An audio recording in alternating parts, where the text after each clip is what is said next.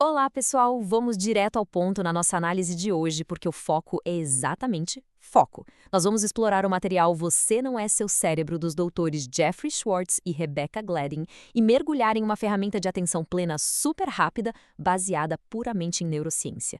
É a técnica das notas mentais. Para quem já acompanha o tema e valoriza um aprendizado eficiente, a gente sabe que entender a mente não basta, o negócio é moldar a mente na prática. Então vamos lá entender como aplicar isso no dia a dia. Quem nunca se sentiu totalmente sobrecarregado por pensamentos acelerados ou aquela ansiedade que surge do nada, né? Ou até mesmo aqueles maus hábitos teimosos que parecem assumir o volante da situação. É uma experiência super exaustiva e que a esmagadora maioria das pessoas conhece bem. Do nada, a mente inundada por pensamentos intrusivos, um medo do futuro ou um impulso incontrolável de, sei lá, checar o celular pela milésima vez. Dá uma sensação de peso, de falha pessoal. Mas a ciência traz um alívio enorme aqui. Isso não é uma falha de caráter.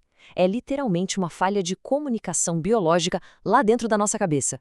E isso nos leva a um conceito central dessa nossa explicação de hoje. O que a gente sente nesses momentos de estresse extremo é o que os autores chamam de mensagens cerebrais enganosas. O nome já diz tudo. São impulsos totalmente falsos.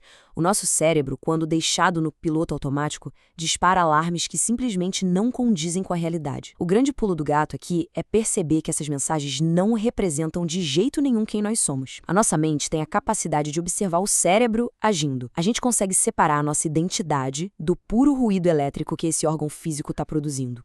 Para lidar com esse ruído todo, o material traz uma solução incrível, dividida em 4 passos e focada na neuroplasticidade. Renomear, reestruturar, refocar e reavaliar. É um método testado e cientificamente comprovado para religar os circuitos do cérebro. Mas, olha só, para nossa análise de hoje, o nosso foco vai estar 100% no passo 1, renomear. Sem dominar essa primeira etapa, a gente não vai a lugar nenhum com os outros passos.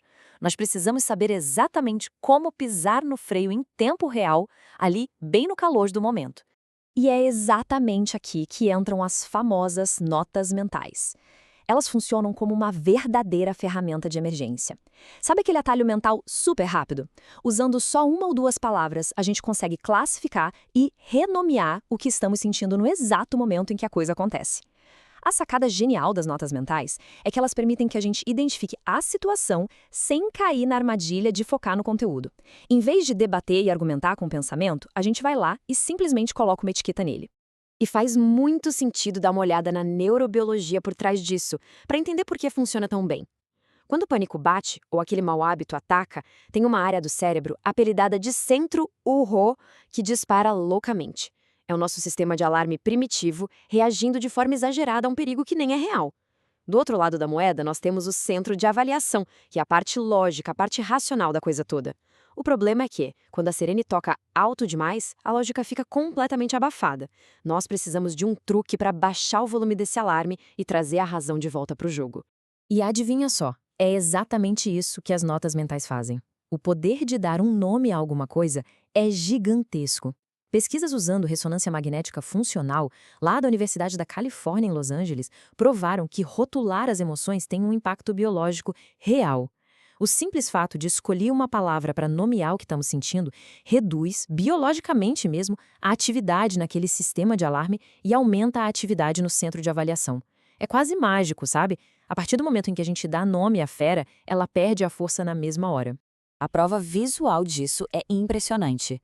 Os exames cerebrais tirados daquele estudo da UCLA sobre transtorno obsessivo-compulsivo mostram isso na prática.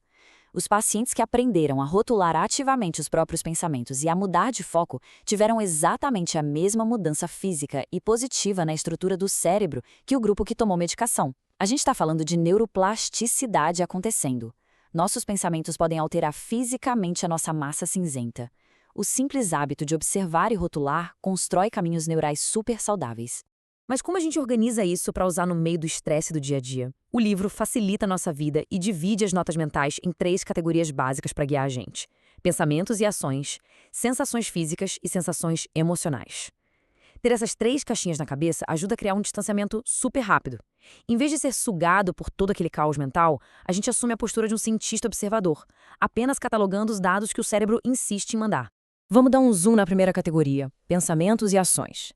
O material cita um exemplo bem claro, o do John. Ele tinha um hábito obsessivo de checar e-mails por puro medo de ser abandonado. Quando ele começou a usar notas mentais, dizendo para si mesmo palavras como preocupação ou mensagem cerebral enganosa, o foco mudou completamente. E esse é o truque. Pensar a palavra preocupação tira a gente do enredo da história imaginária.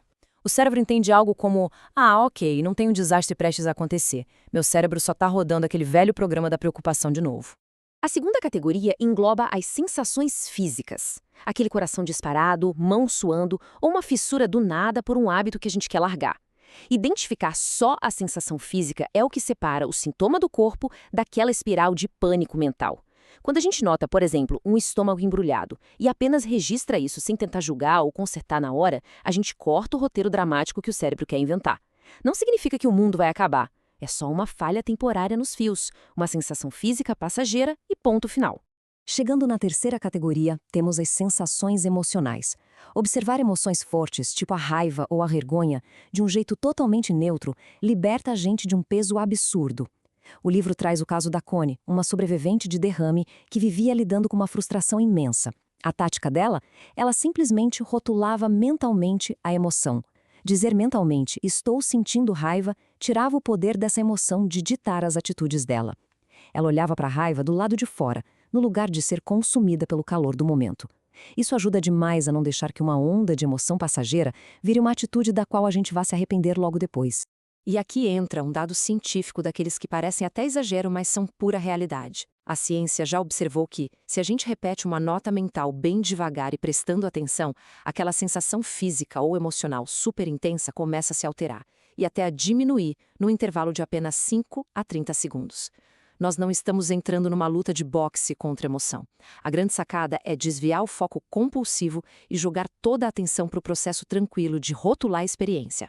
No fim das contas, a lógica é super cristalina. A gente está matando esse cérebro enganoso de fome. Pensa bem, qual é o grande combustível que alimenta a ansiedade, os medos irracionais e os piores hábitos que temos? É a nossa atenção. No momento em que a gente dá um passo para trás, usando uma nota mental para apenas observar, a gente para de engajar. E adivinha? A falsa mensagem do cérebro fica sem a sua comida preferida. Sem essa nossa atenção cativa, o impulso falso perde totalmente a força e vai simplesmente se dissipando.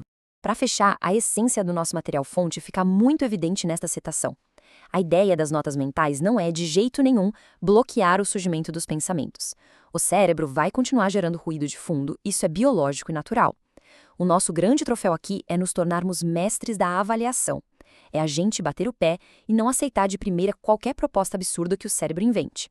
Rotular e dar nome aos impulsos através dessas notas mentais é a verdadeira porta de entrada para uma neuroplasticidade que dura para a vida toda. E para amarrar tudo, fica aqui um desafio para a gente pensar.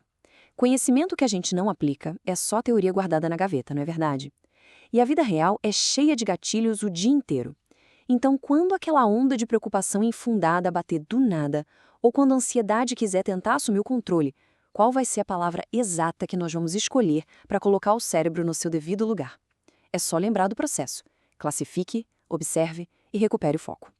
Muito obrigado por acompanharem essa nossa explicação de hoje. Continuem testando e aplicando essa estrutura ao longo do dia e a gente se encontra na nossa próxima análise.